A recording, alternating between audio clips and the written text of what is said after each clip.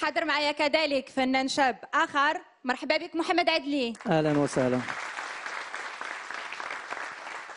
نضال مرحبا بك مرة أخرى، وكنشكروك لأنك تحملتي عناء السفر من الولايات المتحدة الأمريكية للمغرب باش تحضري معنا النجوم الأولى.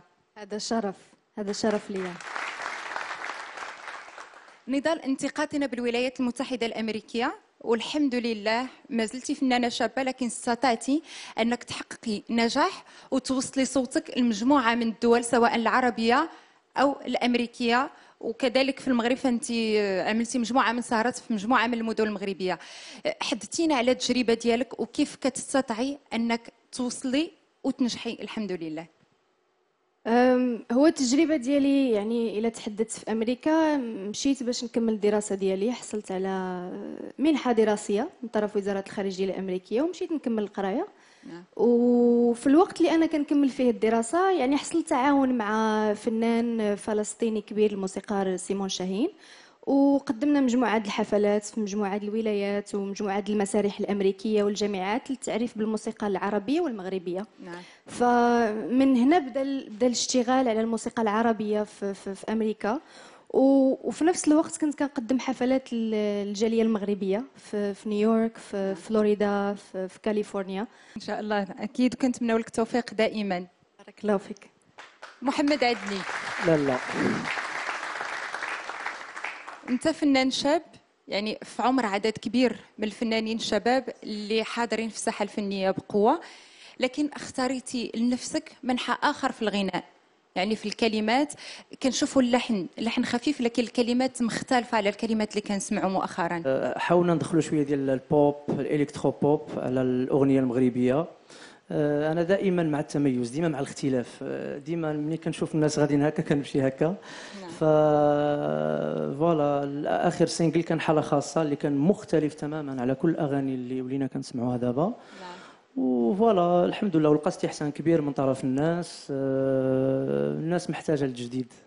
فاكيد حنا بغينا نسمعوك، بغيناك تسمعنا وحده من الاغاني ديالك. طبعا. شنو غادي تسمعنا الليله؟ ما غنسمعكمش اخر العمل، غنسمعكم اللي قبل منه. نعم. اللي بما اننا في برنامج يعني فيه يعني روح مغربيه وكنحتفلوا بالاغنيه بصفه عامه، فنقدم لكم اغنيه سميتها خلوني، اللي هي في التركيبه ديال الجمل اللحنيه ديالها مغربيه 100% حتى في الايقاع.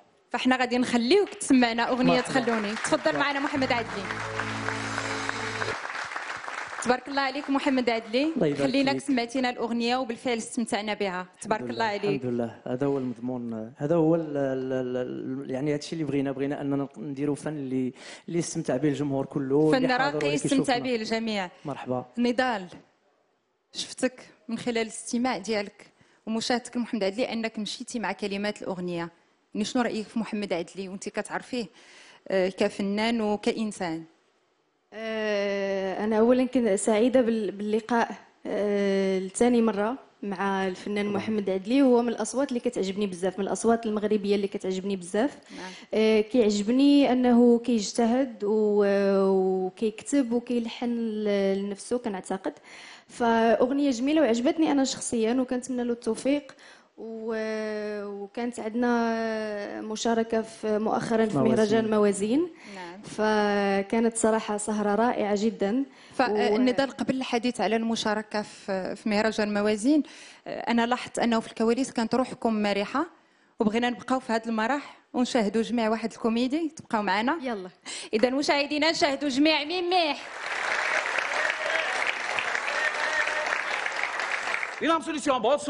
كنتي ومحمد عدلي في مهرجان موازين، كملي لنا الحديث. هو كيف ما ذكرت كان اللقاء الأول في مهرجان موازين في منصة سلا، وكانت صراحة سهرة مميزة ورائعة وفوق أنا ما توقعت. كان واحد تفاعل جميل مع الجمهور، وكان لي الشرف أنني نكون حاضرة في مهرجان موازين لأنه مهرجان مهم واي فنان سواء كان في بدايه المشوار او حتى الفنانين الكبار العرب او النجوم الاجانب كيبغيو يكونوا حاضرين في مهرجان موازين لانه عنده صيت وعنده اسم مهم على مستوى المهرجانات الدوليه. اكيد ما غاديش نضيف على داكشي اللي قالته نضال، فالمهرجان فعلا محطه يعني خاص تجربه خاص يعيشها كل فنان مغربي وعربي وعالمي.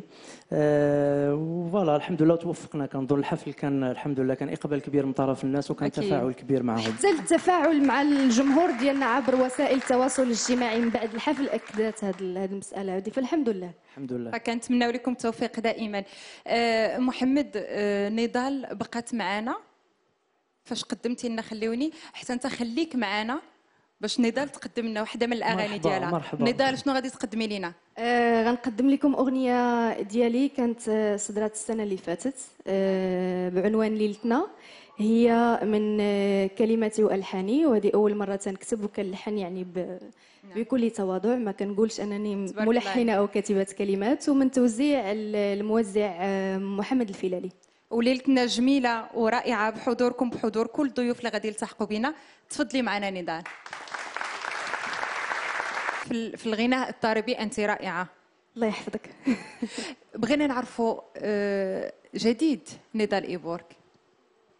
الجديد هو مؤخرا صدرت أغنية مغربية جديدة بعنوان سول قلبي، اللي هي من كلمات زجال زكريا الحداني والحان رضوان الديري وتوزيع بدر الدين مخلوقي. وكنحضر الأعمال أخرى، غيكون عمل أغنية وطنية مغربية مع الفنان الكبير اللي كنوجه له تحية، ونبغيكم كاملين توجهوا له تحية، الأستاذ نعمان الحلو. تصفيقات حارة لنعمان الحلو. وأغنية أخرى حتى هي كنوجد لها غتكون من كلمات وألحان عماد المغربي. إذا تبارك الله. وبالإضافة للحفلات يعني هنا في المغرب وفي أمريكا وكذلك في كندا. كنتمناو لك التوفيق دائما. اللهم آمين. والمزيد من التألق. بارك الله فيك، شكرا. محمد عدلي. لا جديد محمد عدلي. جديد محمد عدلي هو اغنيه سميتها حاله خاصه اللي كنا طرحناها هذا الصيف هذا.